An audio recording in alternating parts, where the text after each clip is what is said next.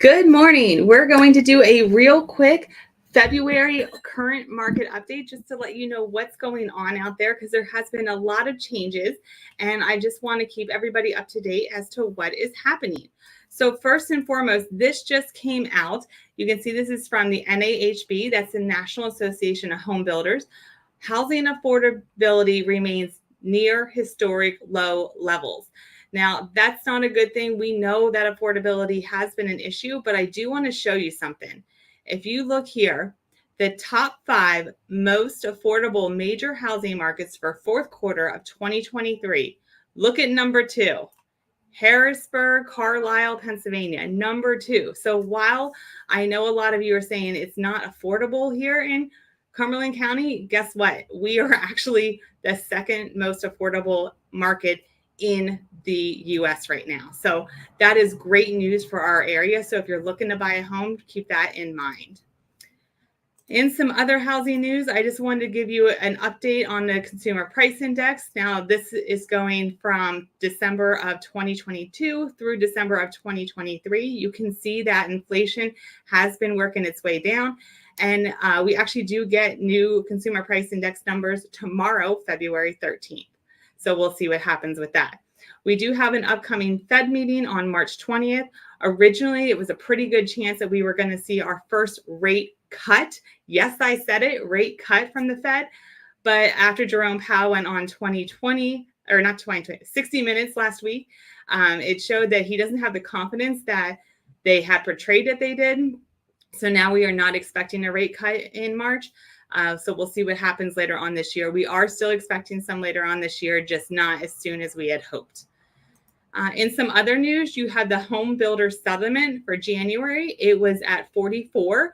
Now, this is good news. This is builder confidence. And you can see that they were at 50 in August. 50 is like a neutral market. Anything above 50 is that builders are feeling positive about the market. They're expanding. Anything below 50, they're contracting with what's going on in the market. So you can see that since August, they've gone down, and then December, they went up a little. January, they're at 44.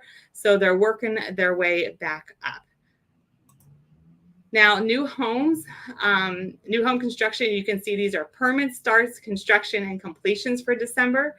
And you can see we're at 1.5 million permits, 1.46 starts, and 1.68 million under construction. The problem is, remember, you can't live in a permit, you can't live in a hole, you can't live in a house under construction. We only care about the completions. So we are at 1.57 million completions. As you can see, it's up month over month and year over year. That is good news. However, we have to remember that we lose 100,000 houses every year due to tear down, destruction, and fire. So the net number for 2023 was 1.47 million. But here's the problem, folks. Our current household formation in the US is at a rate of 2.07 million.